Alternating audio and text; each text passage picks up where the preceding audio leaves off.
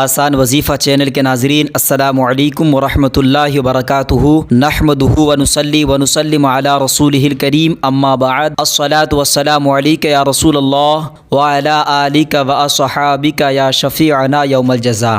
میرے پیارے ناظرین، آسان وظیفہ چینل میں آپ کا بہت بہت خوش آمدید کہتے ہیں۔ دوستو، میں آج اس ویڈیو میں بتانے والا ہوں بسم اللہ کے وظیفے کے ذریعے سے آپ ہر ایک پریشانی کو دور کر سکتے ہیں۔ اگر آپ جاننا چاہتے ہیں کس طریقے سے حل کرتے ہیں تو اس ویڈیو کو شروع سے آخر تک ضرور دیکھیں۔ میرے دوستوں اور پیارے عزیز ساتھیوں، میں آپ کی خدمت میں جس وظیفہ کی بات کر رہا ہوں یہ بسم اللہ الرحمن الرحیم کا وظیفہ ہے۔ دوستو، ہر انسان جانتا ہے کہ بسم اللہ الرحمن الرحیم کی بڑی فضیلت ہے، لیکن میں آپ کو ایک ایسا آسان اور بہت ہی پاورفل طریقہ بتانے والا ہوں۔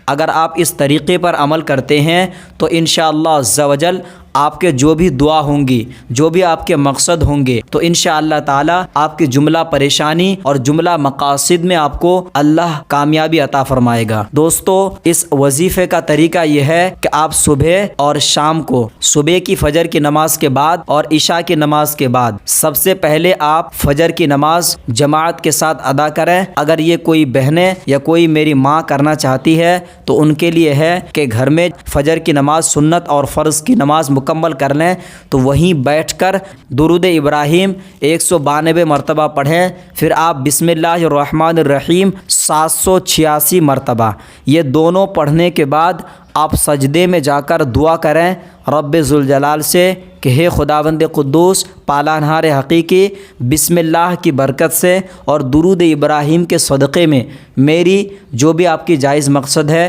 اس مقصد کا نام لیں اور اللہ سے دعا کریں۔